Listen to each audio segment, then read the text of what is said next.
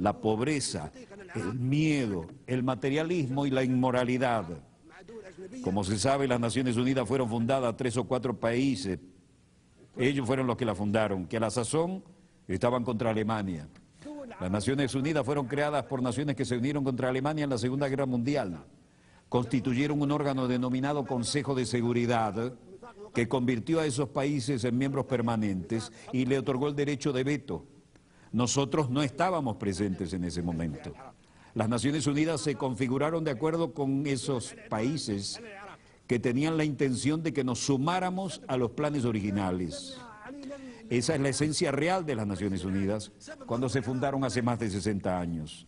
Eso sucedió en ausencia de unos 165 países a razón de 1 a 8.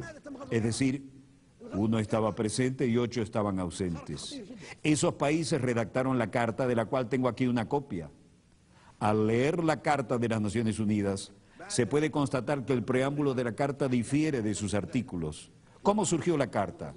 Todos los que asistieron a la Conferencia de San Francisco en 1945 participaron en la redacción del preámbulo, pero dejaron los artículos y el reglamento interno del llamado Consejo de Seguridad en manos de los expertos, los especialistas y los países interesados, países que habían establecido el Consejo de Seguridad, los que se habían unido contra Alemania. El preámbulo es muy atractivo, nadie lo objeta, pero todas las disposiciones que aparecen después lo contradicen completamente. Rechazamos esas disposiciones y nunca las respaldaremos. Se volvieron obsoletas después de la Segunda Guerra Mundial. En el preámbulo, por ejemplo, se afirma que todas las naciones, pequeñas o grandes, son iguales. ¿Somos iguales en lo que respecta a los pueblos y en los puestos permanentes del Consejo de Seguridad? No, no lo somos. En el preámbulo se afirma por escrito que todas las naciones son iguales, sean pequeñas o grandes. ¿Tenemos nosotros derecho de veto? ¿Somos iguales? No. En el preámbulo se dice que tenemos igualdad de derechos, ya sean nuestros países grandes o pequeños. Eso es lo que se declara y lo que acordamos en el preámbulo. Por tanto, el veto en el Consejo de Seguridad contradice la Carta. No aceptamos ni reconocemos el veto. En el preámbulo de esta Carta se afirma que no se deberá recurrir a la Fuerza Armada, salvo en interés común. Ese es el preámbulo que acordamos y firmamos, y nos sumamos a las Naciones Unidas porque queríamos que esta Carta reflejara eso. Se indica que solo se recurrirá a la Fuerza Armada en interés común de todas las naciones. ¿Pero qué ha sucedido desde entonces? Han estallado 65 guerras desde la creación de las Naciones Unidas y desde la creación del Consejo de Seguridad. 65 guerras desde su creación, con millones y millones de víctimas, más que en la Segunda Guerra Mundial. ¿Acaso en esas guerras, así como la agresión y la fuerza se utilizaron en esas 65 guerras, responden al interés común de todos nosotros representados aquí? No. Esas guerras se llevaron a cabo en aras de los intereses de 1, 3 o 4 países, pero nunca de todas las naciones. Hablaremos acerca de si esas guerras respondían al interés de un solo país o de todas las naciones. Esto contradice de manera flagrante la Carta de las Naciones Unidas que firmamos, y a menos que actuemos de conformidad con esta Carta de las Naciones Unidas que acordamos, lo rechazaremos y no temeremos hablar con nadie en términos que no sean diplomáticos. Ahora hablamos del futuro de las Naciones Unidas. No debe haber hipocresía ni diplomacia, porque se trata de la cuestión importante y vital del futuro del mundo, del planeta. La hipocresía dio lugar a estas 65 guerras que han estallado desde la creación de las Naciones Unidas.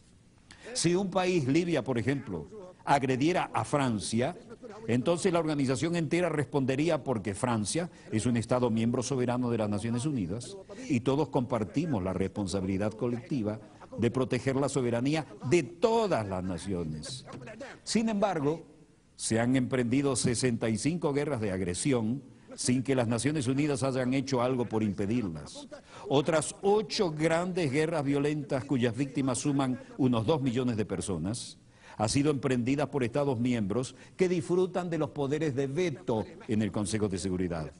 Esos países que pretenden que creamos que tratan de mantener la soberanía e independencia de los pueblos, utilizan en realidad la agresión contra los pueblos.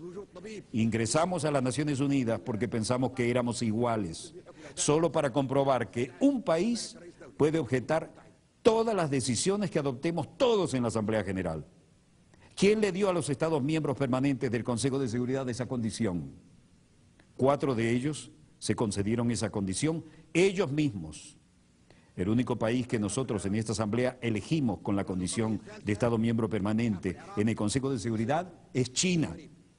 Ello se hizo democráticamente, pero los demás puestos nos los impusieron de manera no democrática a través de un procedimiento dictatorial llevado a cabo en contra de nuestra voluntad y no debemos aceptarlo.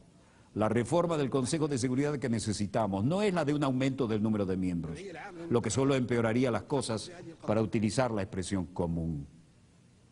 Sencillamente perpetuaría la proliferación de la superpotencia. Por consiguiente, rechazamos que se aumente el número de puestos permanentes. La solución no es contar con más puestos permanentes, lo que sería muy peligroso.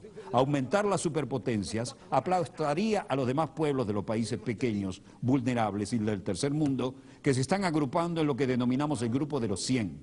100 países pequeños que se unen en un foro que un miembro ha denominado el Foro de los Países Pequeños. Eso es parte de lo que dijo. Tal vez al volver a ser parte de la comunidad internacional, ese discurso ya marcaba su independencia absoluta y tal vez fue algo que marcó su futuro magnicidio. Tenemos algo que compartir con ustedes y creo que esto merece, es más, señor director, voy a volver al chroma key porque esto merece un fondo, porque esto representa la voluntad soberana de la República Bolivariana de Venezuela y representa un comunicado de nuestro Ministerio de Relaciones Exteriores. Con el Fondo de las Naciones Unidas, no, con el Fondo de nuestra Cancillería. Dice el comunicado: República Bolivariana de Venezuela, Ministerio del Poder Popular de Relaciones Exteriores, comunicado. El gobierno de la República Bolivariana de Venezuela condena de la manera más enérgica la política de barbarie conducida por la OTAN y sus aliados en Libia, que ha asumido a esa hermana nación en la guerra y ha subvertido por la fuerza el orden institucional de ese país. Esta es nuestra legendaria Casa Amarilla, la sede histórica, no la moderna, pero la histórica de nuestro Ministerio de Relaciones Exteriores.